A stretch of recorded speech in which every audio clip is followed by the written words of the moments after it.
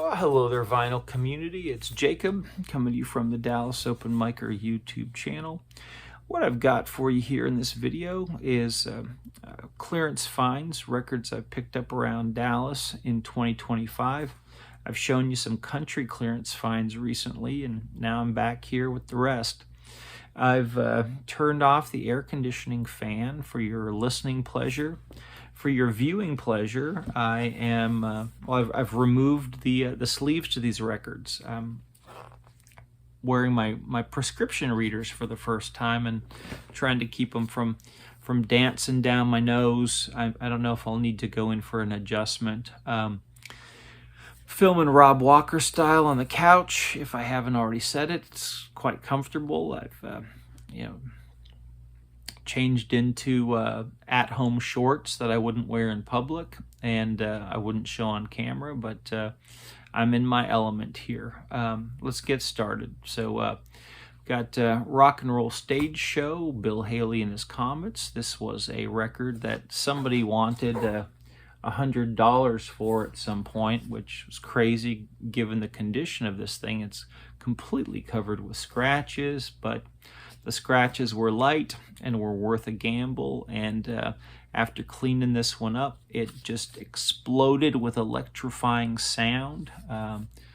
Wonderful stuff. This is Bill Haley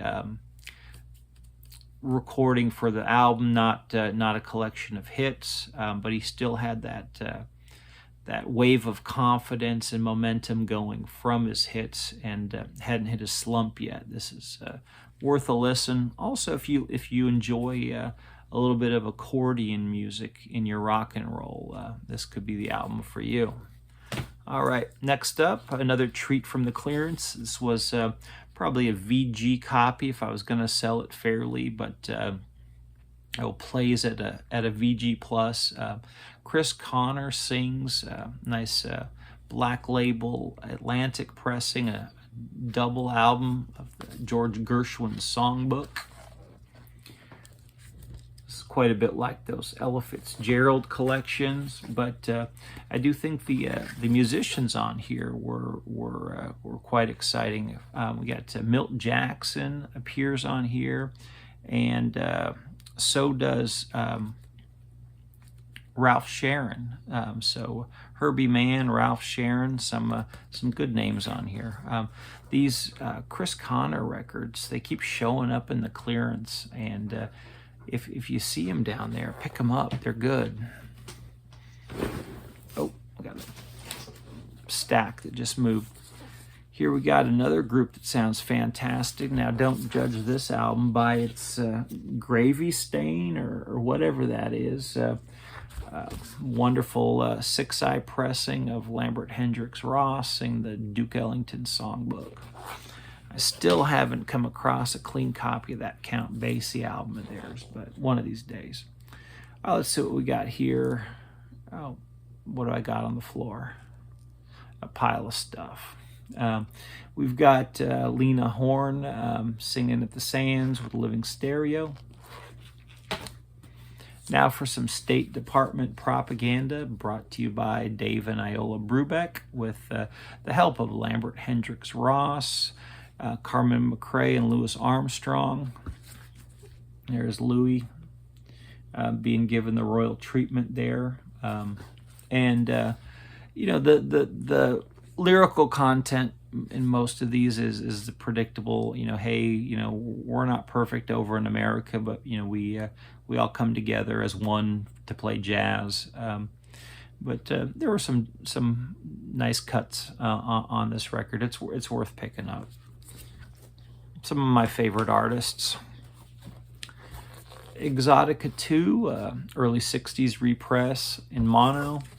I found most of this record to be quite enjoyable, save this Rush Hour in Hong Kong just sounded like really stereotypical cartoony Western parody of Oriental music, if we use that word without being offensive. I've spilled records down here, and for some reason I'm not valuing you enough to just ignore it and take care of it later. I'm tired, but I still want to talk and hear my voice. My vocabulary might not be up to par tonight, and my decision making may be a little bit impaired. Things might get interesting. This is an interesting album cover. This was an exciting album cover. It screams of danger and thrills. And the album is worth listening to, but it does not live up to the cover. The selections of songs is a little tamer than one might expect there. But there you go. Happy to find that. That is a treasure, though, isn't it? From the clearance. We've got some digital Bach. Some greatest hits treasure with a faded jacket. Here's a blind buy. It's a gospel record from the 80s. Was not familiar with this character. Kind of sounds a bit like 60s soul music with some 80s production values, and then with some high energy charismatic tent meeting music that would whip the congregation up for the passing of the offering plate. Here's some lower energy church music.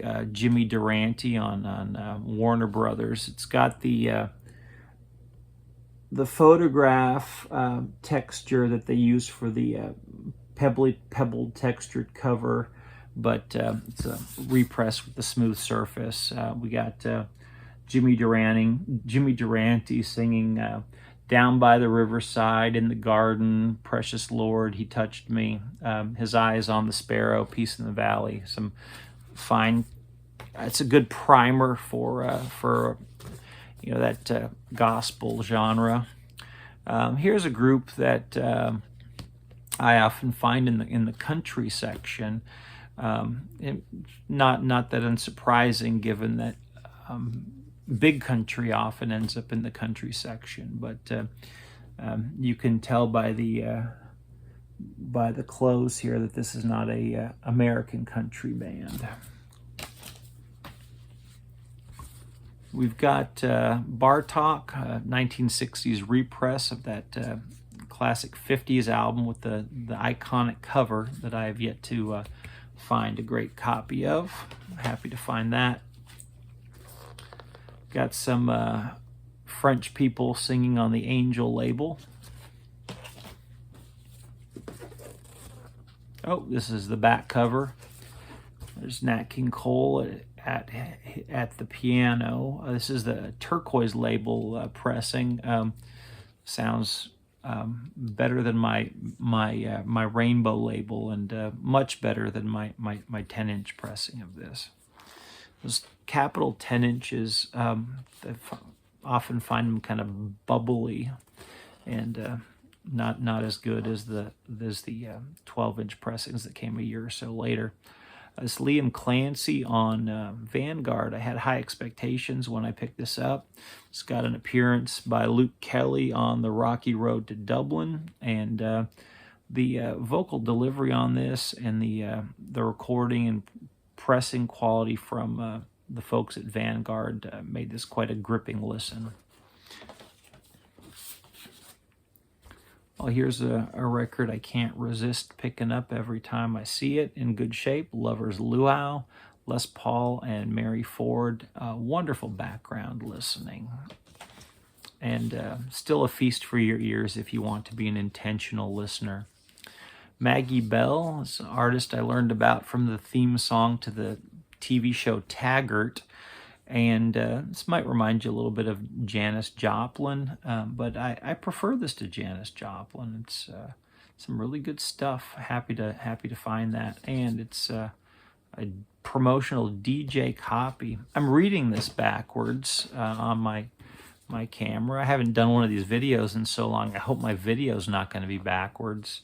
If I like a channel enough and they post backwards record sleeves and things, I'll still watch it anyway, but I'll quietly say to myself, I hope they fix that problem for the next video. Soundsville, this is a Capitol album that's trying to get in the spirit of that Enoch Light Command stuff with the stereo gimmickry.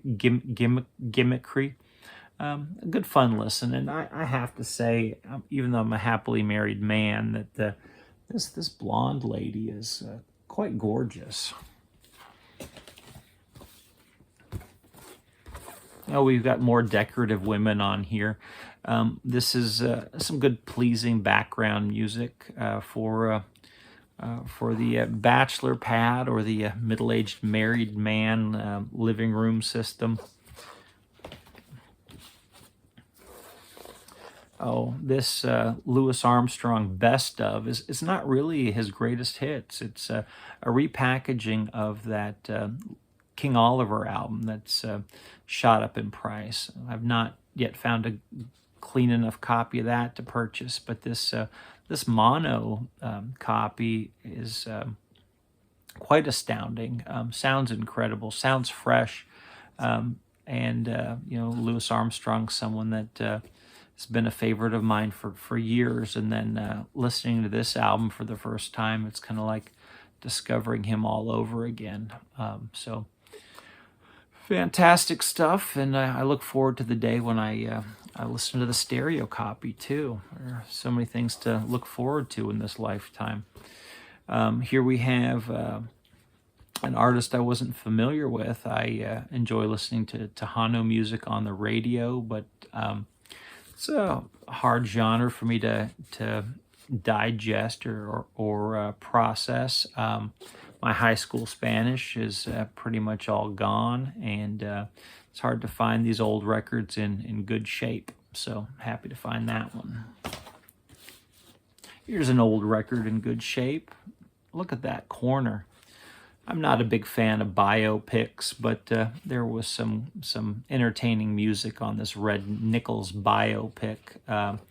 And I've had a copy of this for years, but this is in just such great shape. Louis Armstrong gives this compilation, this soundtrack a nice boost. See if my brain can make it to the end of this video. Another record I just can't stop buying. Henry Mancini with John Williams and Art Pepper. One of my favorite records, probably my favorite Sinatra album. This is a 1957 repress. It's a great gray label still. So it's from the Music Box. They were open till 9. It's probably the best sounding copy of this album that I've ever found, and I was surprised that it was in the clearance, because they could have asked for more on that one. An estate sale find, one of those other records that you just can't leave behind when you find it. Here's my big ticket purchase from the haul. This set me back $4. The Unforgettable Guitar of Hank Garland. This one's a mono. It's a demonstration, not for sale copy. The sound on this was stunning. I've got this as a stereo as well. Hank Garland's possibly my favorite guitar player. We've got Jill Morello of the Dave Brubeck Quartet and very young Gary Burton playing on here. Terrific stuff. Wonderful jazz guitar. Here's a nice party record here. Now, I'm not somebody that enjoys going to parties, but when I listen to this, I feel like this is what a party is supposed to be all about. If I was to go to a party, I would find the couch and sit on it. Here I am sitting on a couch with a great party record, and I'm having a good time. Delightful Comp. All right. Oh, that was my glove making that noise. I didn't break wind on here, but thought this was interesting. Seeing the price tag on that. That's a bit unreasonable this day and age. Maybe that came from an antique mall, where they do have crazy price tags. Wonderful cover. This does not look like Hawaii to me, though. It looks like a desert scene. Maybe there'd be an oasis or something there, but good stuff. I like the Santo and Johnny a lot when they don't have the vocal choruses getting in the way of the guitar playing. A romantic lady on the cover. Al Green is leading this session, this performance of it's a Fisk Jubilee celebration here on the Word label from, I think this was the mid-'80s, 1985 is what I have in my head. Doesn't matter, it's close enough. Not familiar with all these artists, but quite a good listen there. Very well recorded. We got some more church music here. Morning Prayer with Jazz. This is from some church down in Houston. The jazz was very well recorded. Sounded like a West Coast cool jazz, maybe like a Vince Guaraldi. But the congregation was also recorded, and they weren't mic'd as well, and they sounded soupy and muddy. An inconsistent production there on that one, but you can see they spared no expense on putting this thing out. But happy to find that. Gosh, this cover quite a shift in gears, but wonderful sounding early pressing here on the Liberty label. Julie London, she's also a good singer.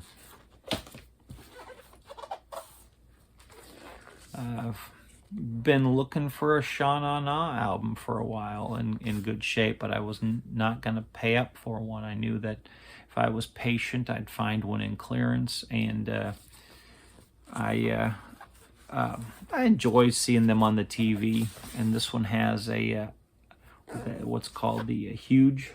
I think they use the word huge souvenir poster. It's not really huge. It's average or modest size poster, but if I ever get a chance to decorate with posters again, like I did when I was a youngster, I could do that. So maybe one of these years I'll have a listening room tour and show you that poster in a frame. That frame could set me back a whole lot more than the price of that collectible album with the souvenir poster. Mahalia Jackson, this is a 6-eye pressing. She just spends so much time in clearance. It's worth picking up. She was a good singer. This is not really my wheelhouse here, the lush strings, but the packaging on this one. This is one of those records I bought more for the album cover, because that's just that's a time traveling right there. I'm in the 1960s when I hold this. Even through my gloved hands, I can feel like I'm in another time. Here's another one of these records that I just can't stop buying. I can't tell you how many hours I've logged listening to this record over the decades now. The cover on this one, almost flawless, but it's got that, whatever that stain is there, pomegranate juice, I don't know. But wonderful album. This one is a Columbia 6-eye pressing, which is the most common that I find. I do have one nice blue label press. Enjoy these guitar records from the 50s and 60s whenever I can find them, and I like the sound on this label. I upgraded myself a copy of the Pink Panther soundtrack. The Dyna Groove doesn't get me down too much on this one.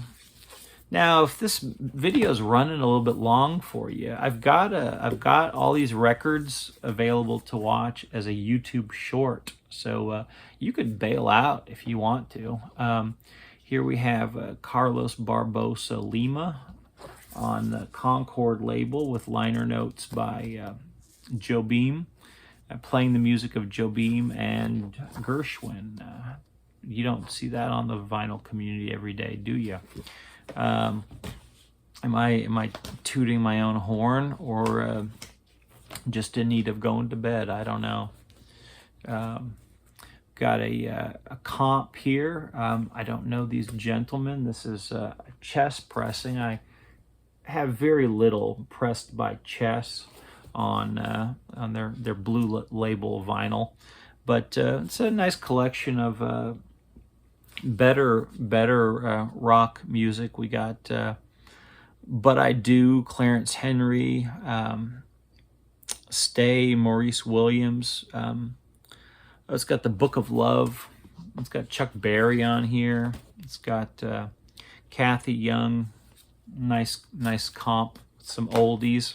I don't buy oldies comps too often anymore because I bought so many of them for so long that can only buy the same tracks over and over again so many times. But it's nice to see some variety. Rock and Hammond, of course, that's a good time. There goes My Neighbor's AC. Oh my goodness, this is just a joy to listen to. This is a late 70s repress, TV station copy. I don't know what they needed it for, but as good as the movie is, this soundtrack alone is something that you can enjoy. It's a feast for the ears. It's always a pleasure to find a nice clean copy of the Ventures.